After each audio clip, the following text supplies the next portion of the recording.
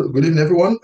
Welcome to today's class. Today we're going to be looking into introduction to Selenium and Specflow. Okay, so let's fly straight into it. We'll be covering what Selenium is, what Selenium 2 suits, what is Specflow, test execution framework for Specflow. We'll be also looking into what binding is and what hooks is. Okay, so we'll be covering all these system of content. Okay, so the first one we're going to be looking at is what Selenium is. Because from the slide, you can see that Selenium is a free open source automated testing framework used to validate web applications across different browsers and platforms.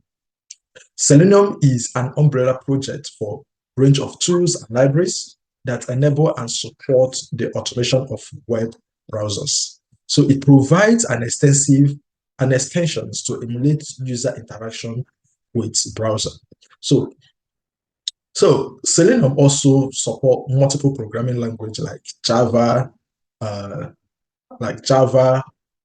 C#, Python, JavaScript, and so on. So you can create automated test scripts using all these different programming language. So testing done using Selenium testing tool is usually referred as Selenium testing. Okay, so when we are doing our manual testing, okay, we navigate to the URL manually. We'll enter the URL in our browser. It could be it could be Chrome, it could be Firefox, it could be Edge browser. We'll enter our URL, then we click on enter. We'll navigate to the home page. We'll click on whatever component or button we want to click on, or fill in the form. Enter our username, our password, whatever you want to do on your web application, okay, manually. So you can also, when you're doing that manually, that the kind of testing you're doing is manual testing. But when you are using automated tool, okay, like Selenium, to perform those actions, it also is known as automated test, or you can call it Selenium automated test. Okay, it's an open tool, so it's free. It's an open source, so it's free. Okay, so we'll also be looking at different Selenium tool suits. Okay, so Selenium is not just a single tool, but a suite of softwares, each piece catering to different Selenium QA testing needs for an organization. So each of these tools that we have, you can use it for different QA testing needs, basically. So it's not just one, but you have different test tools. So we'll see the one that we'll be using in the course of our project, and the other ones, what it's used for and how you can also use it. So the first one we have on our list is Selenium Integrated Development. So it's called Selenium IDE. Okay, Selenium Integrated Development, or Selenium IDE. So Selenium Integrated Development is a Firefox and Chrome add-ons that you can only use in creating relatively simple test cases and test suites. Okay, so it works on Firefox and Chrome browsers. So once you add it on your Firefox or Chrome browser, okay, you can now use it to create a simple test case or test suite. So that is it for our Selenium IDE. Okay, so the next one we have is Selenium Remote Control. So Selenium Remote Control is also known as Selenium 1. It is the first Selenium tool that allows users to use programming language in creating complex tests. Okay, so it is the first one that allows user to, to use a programming language, unlike the Selenium IDE. Okay, so the next one we'll have is the WebDriver, Selenium WebDriver. So Selenium WebDriver is the newest breakthrough that allow user to So the Selenium WebDriver is the newest breakthrough that allow you to write allow user to use the script to communicate directly to the browser. So once you've written your script, you can, once you run it, it navigates to the website. So it allows you to use the DOM, which is the element from your front end, which is talking about your HTML codes and all those selectors, to interact directly to the web browser. So that's what Selenium WebDriver does. So it is the newest version. It is more robust. You can use it to write a more complex automated test. And that is Selenium WebDriver is what we'll be using for on the course of this project. Okay, so we'll have the next one as well, which is also known as Selenium Guide. So Selenium Guide is a tool that is used with Selenium remote control. So you use Selenium Guide and Selenium remote control to execute parallel tests across different browsers and operating system. So you use the Selenium Guide and the RC, Selenium RC together.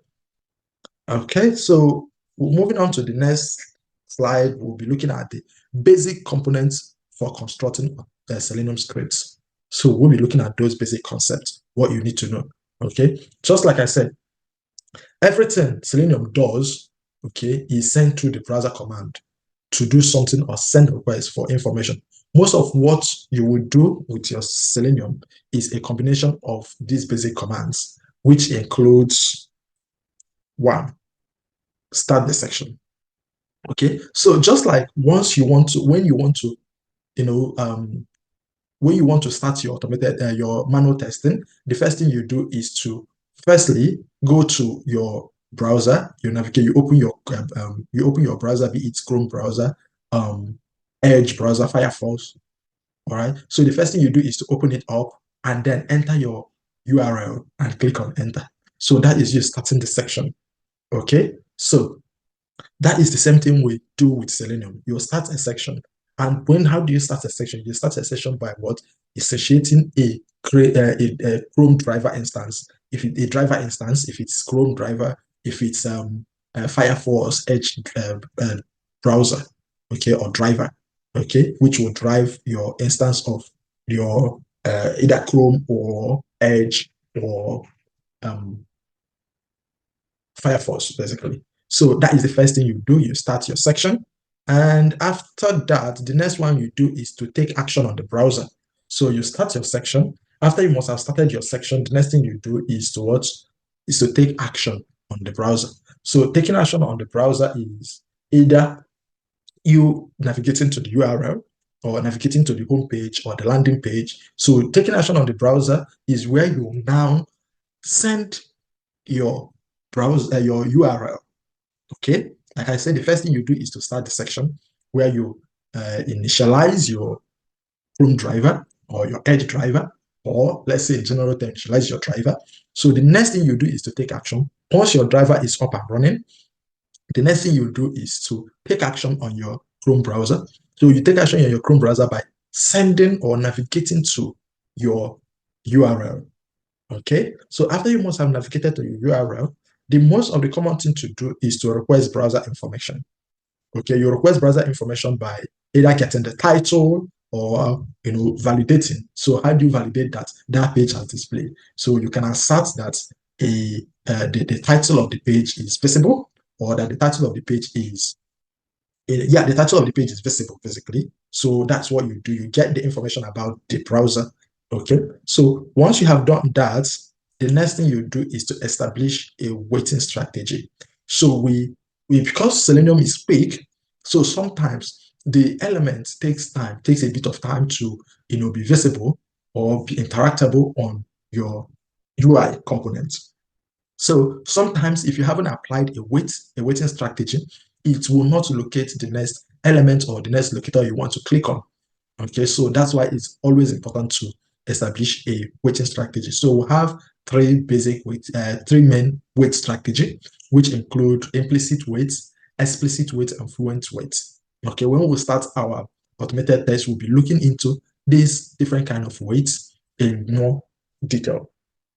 Okay, then after you must have established a waiting strategy, the next thing you need to do is to find your elements. Okay, so now you have started the section, you have navigated to the URL. Okay, you've asserted that the website or the home page is visible. Okay, so you have implemented your wait strategy. You've told your driver to wait for some time, and after that, the next thing you want to do is to start performing your actions. Okay, you want to start performing your actions. You want to start performing it. Before you perform your actions, you need to find your elements. You need to find your elements, and to find your elements, you can either find your element by experts, you can find it by ID. So the most stable way to find your elements is finding it by ID. Okay, so once you find your elements, I'll show you the code that you can use to do that. So once you find your elements, you store it in a variable name. Okay, store it in a variable and then use it when you want to interact with that particular element. So let's say, for example, we want to start a section, we want to navigate to the URL, we want to assert that PrimeSoft is visible on the homepage of a PrimeSoft website, okay, and we have implemented a wait strategy.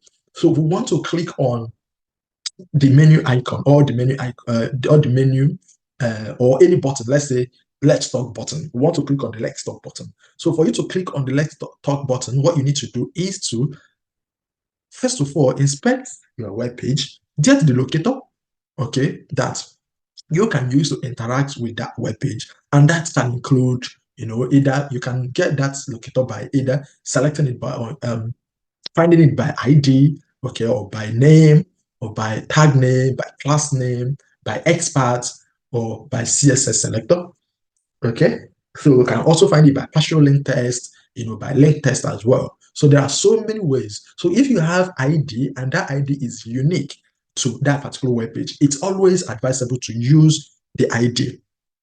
But if the ID is not unique, let's say it's being used across, you would always look for a unique attribute.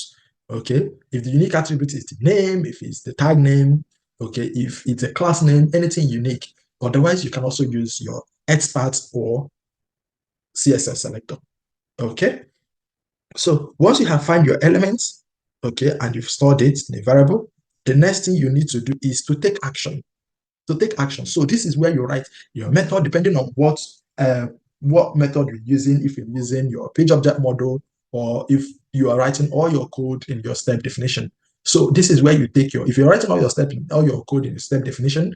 Okay, so what you do is as soon as you find your element, you take action. So the action can include the action you take can include to click on the elements. Let's say you want to click on an element. Okay, you want to click on a button, so it's click, okay, on a button. Let's say you want to enter a text in a text field, but before you will be able to enter that text, some of the input you want to impute a text in, or a number in an input field. Some of the input field would usually come with a defaulted value that you need to clear before you can impute a particular number or a particular text. So clearing is also an action that you can also take. Okay, so that would usually come with .clear. Okay, .clear method. If you want to take a click action, it also comes with .click.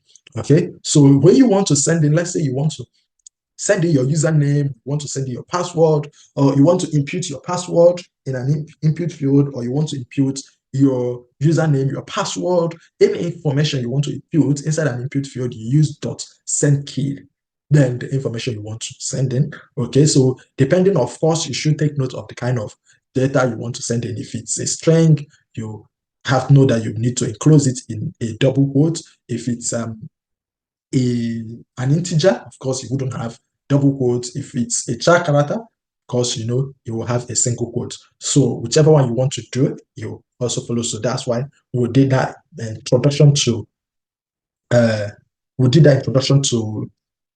C# programming language yesterday, so that all these things comes in handy when we start doing it. Okay, so another action you can also take. Okay, so we have another basic component which include request, to request element information. Okay, so we have request element information. So this is you now requesting to know if element is displayed or if element is enabled. Okay, or you are saying that you are checking if element is selected, or you're also checking if elements you are also trying to return a bool value. Okay, you want to return if it is true or false. Okay, so request element action, we usually use it for validation. Okay, we usually use it for either validation or assertion, to assert that element is displayed. Okay, so this method is used to check if the connected element is displayed on the web page. Let's say, for example, you have, log into a website, okay, you've navigated to the form section of, you want to test that form is, the user can fill a form, okay, on a web page and submit it and get a successful message. Okay, so now you've navigated, you've of course start your section, you've navigated to the URL, okay, you've assured that you're on the right page, okay, you've established a waiting strategy, you find your elements, you've taken action by filling all the forms, okay, you filled all the forms, and after you filled all the forms, you have clicked on submit because it's an action to click on submit button. So you've clicked on the submit button, and that's successful message comes up.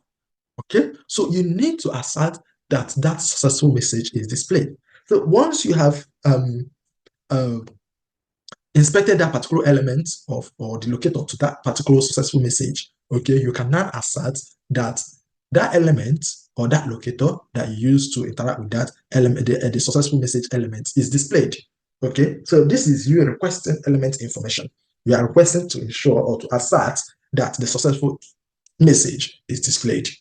Okay, so it returns, once you use is displayed method, it returns a Boolean value, which is true if the connected element is displayed in the current browser context, or it returns false if it's not displayed. So let's say, for example, you have done that your positive scenario and you've clicked on submit button using your automated test script, of course, and you have also written your code that you have also done assertion to validate that the successful message is displayed. Okay, it returns true or false. If you have assert is true that the successful message displayed, if it's not displayed, your test will fail. It will return false and your test will fail. But if it's visible, the successful message is visible, your test, it will return true and your test will pass.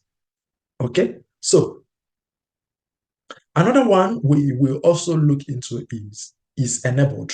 Okay, we'll have another method known as is enabled. Okay, so let's say, for example, you have a scenario where you will click on, you will fill in a form. Recall when we're doing our test technique, we do have a technique whereby when you have successfully filled in all the section, submit button will be enabled. But if you haven't filled in the right or the fields or the required fields, the submit button will not be enabled. Okay, so you can also as well write a test. Let's say, for example, you are automating that particular form. Okay, you've entered all the required field. Okay, you've sent the information you want to impute into the required input field, and you want to perform a submit button. You can use is enabled to check if that particular submit button is enabled before you perform a click on it. Okay, so you can assert that the submit button is enabled. So if the submit button is enabled, then you can perform a click on it. Okay, so that's also another way to also perform. So this is enable method is used to check if the connected element is displayed on the web page. So the is enable is used to check if the connected element is enabled or disabled on the web page. Okay, of course, as well, just like is display method, it returns a Boolean value true if the connected element is enabled in the current browser context. Else, it returns false if that is not enabled. Okay, so you have a question still on the request element information. Okay. Yeah, so under the request, just like what I did under the take action on element, where we'll have dot click, we'll have dot clear, we'll have dot send keys. Okay, so that's how we have it under the request element information, where we'll have a method known as dot display when we want to check that element is displayed on the website. We also have a method known as dot enabled when we want to ensure that element is enabled on the web page. We also have another one known as dot selected, is selected. Okay, this method determines if the reference element is selected or not. Okay, the method is widely used on checkbox, radio button, input elements, and options elements. Okay, so the dot selected, just like dot enabled and dot display, also returns a Boolean values as well. it returns true or false. Okay, so moving over to the next one, which is end the section. Okay, so this ends when you are using the end the section method. So you can either have driver.quit, driver.dispose, or um, driver.quit, driver.dispose. Okay, or yeah, I think those two, driver.quit and driver. We have driver.dispose as well. So this ends the driver process, okay, which by default close all browsers, close the browser as well. So after you have used this driver.quit, okay, no more command can be sent to this driver instance that you've initialized during your start the section process. Does that make sense?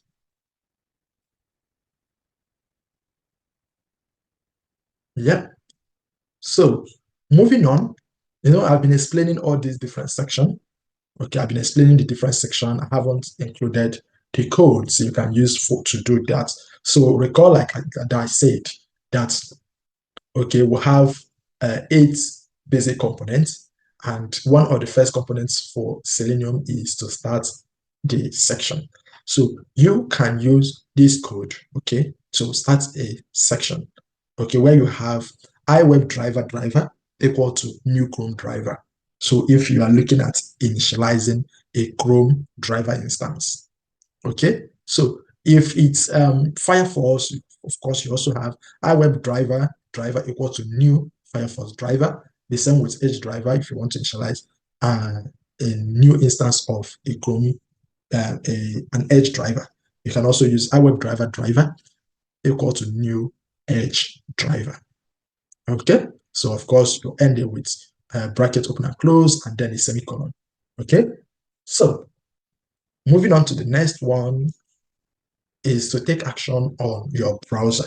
So you can also use driver.navigate method go to, then you can have your URL. You can enter your URL in there. So if you run this code, it will navigate you to this URL that will have here. So you will replace this URL with your own URL. Of course, you can decide to parameterize this. You can decide to have this in, your in a different class. You can decide to have this, stored somewhere that you can always use it. Okay, so but this is the method you use to navigate to the URL. Okay, or take action on the Chrome browser. So what this code does is it sends this URL into your browser and navigates to this particular URL. Okay, so the next one we'll have is requesting browser information. So we have our var title equal to driver.title. So what this does is it gets the title of the web browser and store it into this variable name, title. So you can decide to print it out, or you can decide to assert that it's visible. Okay, all right. Or you can do console right line, whatever you want to do, whatever you want to do with the title, you can also do it because you've gotten it here. So the next one we'll be looking at is establishing a wait strategy. Okay, and this is an implicit wait. Okay, we'll have trade.sleep as well, which is a trading. You can use it to wait as well. Yeah. So you also said each component has its own method. Yeah. So each component has its own method. You can, depending on how, this is a program. Okay, this is you are writing a code basically. So you can decide to have all your automated tests. Let's say you want to write a scenario, you can decide to have all the components you want to automate. Let's say you want to fill in a form. Of course, you can decide to have all those well, you will start by inspecting each individual element, okay, getting the locators for all the individual elements and storing it in, or individual component, storing it in a variable name where you can interact with them. But when it comes to taking these actions, okay, you could have a method where you can perform all these actions. You want to click enter all the field, it can come under one method. Okay, but of course, don't forget that when you want to perform any action as well, or you want to return something, you use the Selenium default method, which is either .click or .clear or .send keys. Okay, all those ones you use them to perform action on each of the elements. Okay, but you can also have all this action in one method. Okay, depending on how granular you want to get. Okay, I believe that answers your question. So, yeah. So moving on, we have the waiting strategy. Okay, where you have driver.manage.timeout, implicit waits equal to time span dot for milliseconds, have 500 milliseconds. Okay, so we also have the implicit, we have the explicit. Okay, where you will give different for implicit and explicit, you consider different conditions. Okay, but that will be on the documentation that will be sent across. Okay, so moving on from that, we also have our find elements. Okay, so on here, like I said before, you can see we have var text box equal to driver.find element. Okay, driver.find element by name. Then you put the name attribute. Okay, you can decide to say, let's say you want to submit a button, submit button. Okay, you also have driver.find element by tag name. Then button is the tag name. Here, my test is the name. Excuse me. So let's say we also want to get the element. So what you're doing is instead of this, you are storing it on this variable name. Okay. So let's say you also want to get this element by ID. So all you do is var. You can also use var. You can decide to, like we discussed yesterday, use a an access modifier. You can decide to use a public, you know, static, whatever, test, public, depending on which access modifier you want to use. Basically, you can use any access modifier. If you want to do a try, you can do it. So depending on how you want to do it, and when we will start creating our automation framework from scratch, you will see how these things are being done. You see how they are done, and of course, you can go ahead and write yours the way you deem fit. Okay, so but the only thing I want us to get here is different ways that you can find your elements, which includes driver.find elements by name, by dot name, or by dot tag name. Okay, by ID, by expert, by can either find it by class name, which you don't have here. You can also find by CSS selector or by experts. Okay, so moving on to another action, taking action.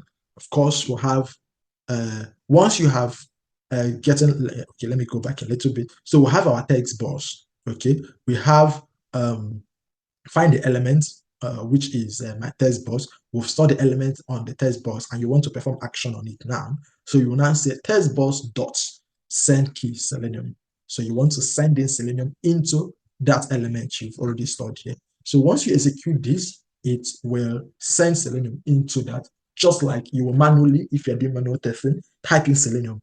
The Selenium will now send in this, what you have here, into the input field. Okay, let's say you've entered Selenium and you want to click on that particular button, of course, just like the way we've gotten this button element, okay, and we'll store it into the submit button. So we'll now come here and say button.click. So you can see we're using this either send key, like I say, send key, or dot click. So you use dot click when you want to perform a click, you use dot send key when you want to send in something. Let's say, for example, we already have a text inside this particular text box, okay, and we want to clear it. So all you will do is text box dot clear, open and close bracket, then semicolon. All right. I believe that is clear. So moving on, we have requesting element information. So where we have var value equals to message.text. So you are requesting to get this a test. Okay. So which other one as well? Okay, we'll have this one as well, where we'll have driver.quit to close your Chrome instance of Chrome driver or Edge driver or Firefox driver running. Okay, so that's it for Selenium. So the next is we will go over Specflow. Okay, we'll go over what Specflow is, what it does for us. Okay, So Specflow is a test automation solution for .NET built upon BDD paradigm.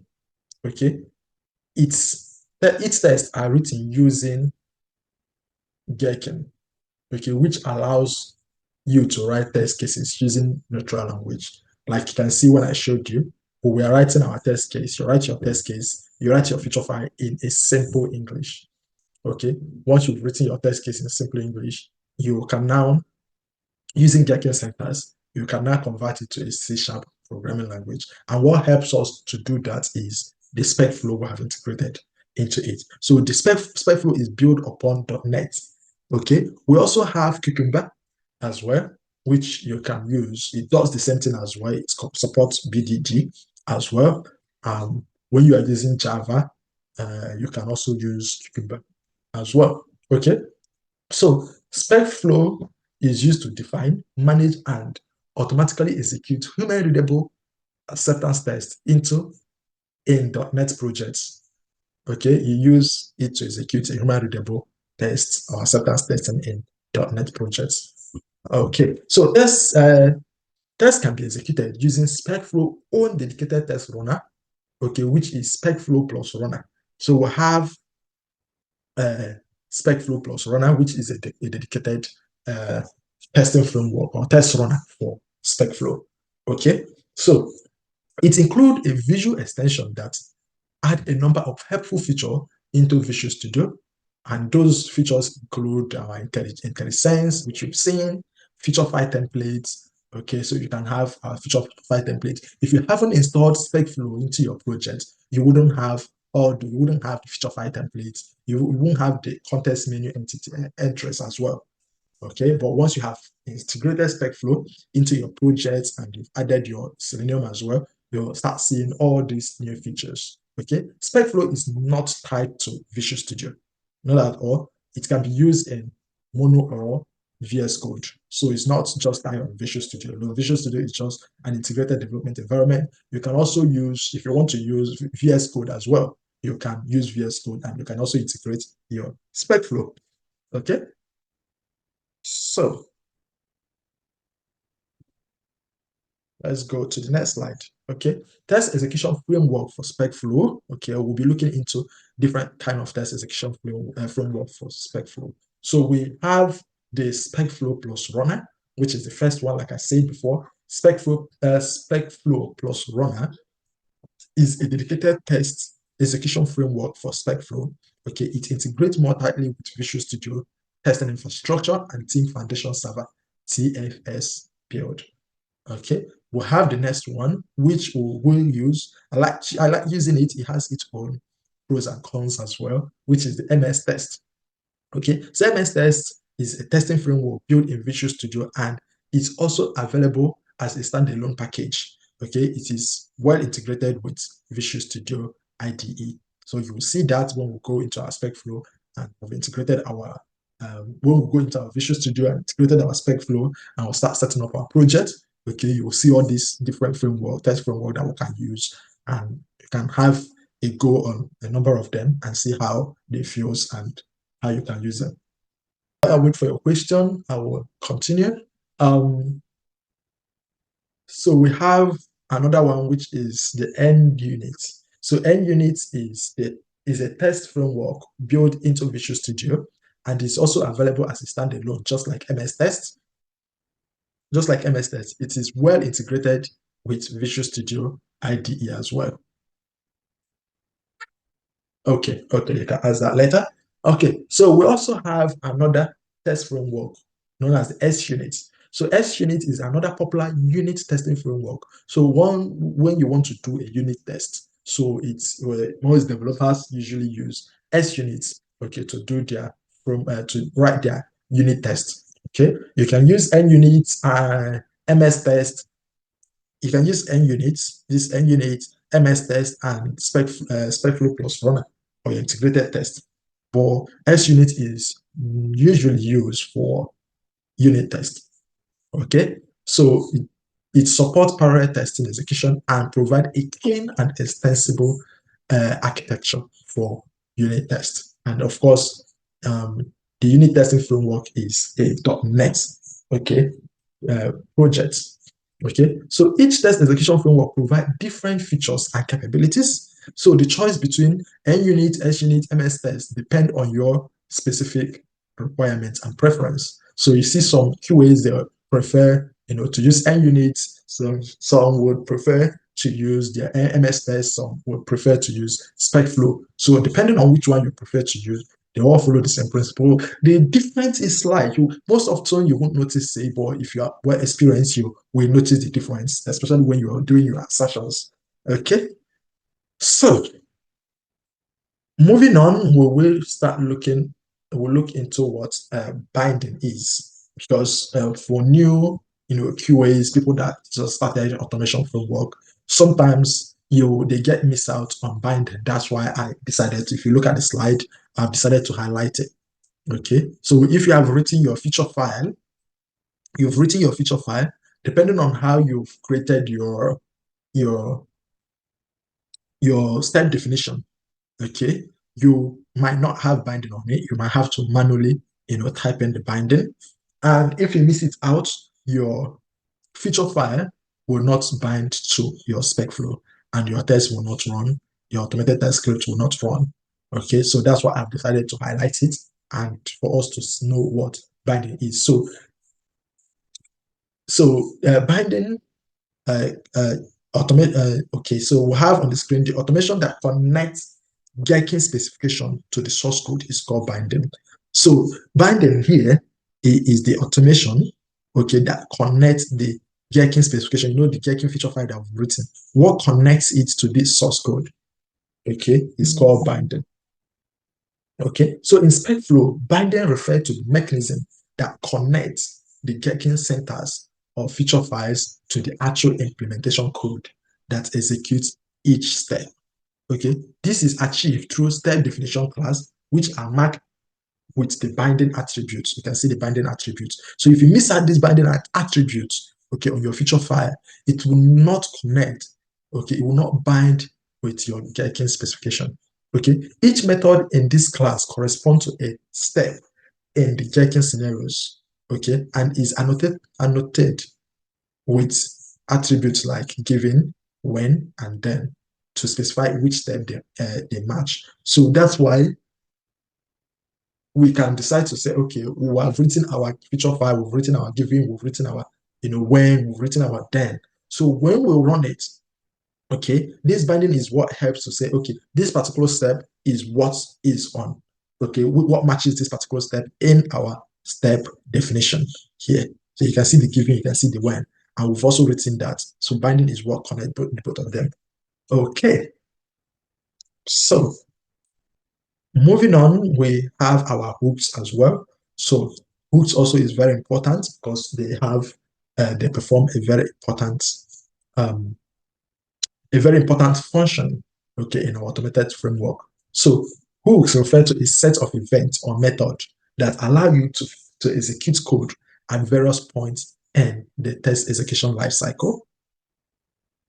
Okay, hooks provide a way to perform setup and tear down action before and after specific events in your feature file or in your Specflow scenarios.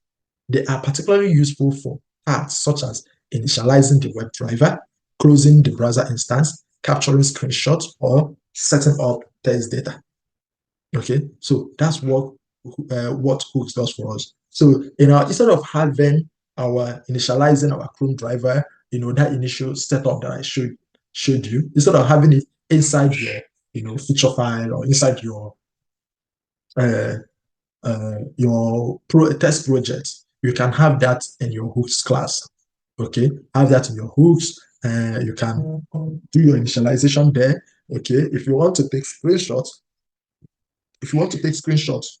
of whatever test that has failed, or wherever your test has failed, you can have it. Or you want to take screenshots at the beginning before your test start running, or before every scenario, and after every scenario, you can have those code in your host class. You will have your tear down first in your host class. You will have whatever you want to be executed before your test run in your host class. You can have whatever you want to be executed before and after your your feature, a particular feature that you want to run in your host class, you can have whatever you want to be executed before and after your scenario in your host class. You can have whatever code you want to be executed before and after every step in your host class. Okay, so let's look at the next slide to get what types of hooks. Okay, so in your hooks, we'll have the before and after test run. Okay, before before and after test run attributes applies to a method that should be executed once before the entire test run. This is typically used for global setup or resources initialization. Okay, so you have this once, let's say you want to do a global setup, you want to set a task, okay, or you want to do a resource initialization. You have to do that, put it on your before or after test run. Okay, so we have before test run and we also have after test run. So after test run is an attribute applies to a method that should be executed once after the entire test is completed. It is often used for global cleanup tasks or finalization of resources. Okay, so the first one, of course, I did mention what we have here is before and after test run. So we look at before test run first. Okay, so like I mentioned, that before test run attribute is applied to a method that should be executed once before the entire test run starts. Okay, so before any test run starts, whatever you have, any method you have on your before test run will be executed. All right, so you also have your after test run. So whatever, anything that you want, any method you want to be executed after your test has run, okay, you will put that method in your after test run. Okay, so the next one we'll have is before and after feature. Before and after feature. So the first one we're going to take before feature. Okay, so before feature, okay, before feature will be executed. Okay, so whatever you have on your before feature will be executed before the start of each feature. We have when you're writing your feature file, you can have different features. Okay, so you have feature, let's say the feature is login. Okay, so whatever you have in your before feature will be run before that particular feature test or feature file will start running. Okay, and you can use the before feature to set up global environment configuration. Set up your global environment configuration. If there's any configuration you want to do, okay, you do it with the before feature method or before feature attribute. Okay, we also have after feature. So any method you have in the after feature will be executed after the completion of each feature. Okay, and is useful for clean up tasks after all scenarios in the feature have run. Okay, so the next one we also have is before and after scenario. So this one is commonly used because we do have our test in before and after scenario. Right, so what do we have? What do we do with the before and after scenario? Okay, just like every other attribute, we use it to we use it to execute anything. We execute. So when we have our before scenario method, okay, it will be executed. Any method that we have in our before scenario will be executed before the start of each scenario. Okay, and it's useful for setting up the environment before the scenario begins. So let's say, for example, we want to navigate to the URL, okay, before every scenario. So you can have that. We want to initialize our Chrome driver, okay, you have that in your before scenario, so that before every scenario you initialize your Chrome driver, okay. And then after scenario, any method you have on your after scenario will be executed after the completion of each scenario. Okay, is usually used to clean up tasks such as closing the browser or capturing screenshots. Okay, so we'll have before and after tests. Okay, before and after step. So this is we're drilling it down from before test run, before test run, before feature, before scenario, and each scenario has got each step as well.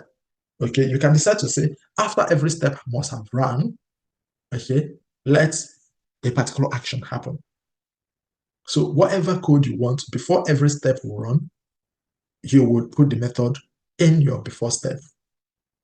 Okay, so before step attribute is applied to a method that should be executed before each step in the scenario. Likewise, after step, okay, it's also an attribute that is applied to a method that should be executed after each step in a scenario. So we've drawn it down from before test run to before and after step. Okay, so the next thing we'll be looking into is sample of WebDriver initialization and cleanup. Okay, so we have, I think what I was looking at saying before was we'll have driver.quit and driver.close, and we also have driver.dispose. So driver.quit and driver.close. So you can see the binding here. Okay, this is a simple WebDriver initialization and cleanup. So like what we've just said, we'll have the public class WebDriver hooks. Okay, we'll have private iWebDriver driver. Then we'll have our before scenario. Okay, we'll have the method public web before scenario. This is us initializing a WebDriver, okay, which is close similar to what we've seen before, which is driver equal to what? New Chrome driver if it's a Chrome driver. If you want an Edge driver, you can also have driver equals to new Edge driver, Microsoft Edge driver. You can also have driver equals to new Firefox driver as well. So this will run before every scenario. Before every scenario, this will run. Okay, and then after every scenario, we also have driver.quit, okay, which will close our WebDriver instance. Right? So that's it for today. Any question?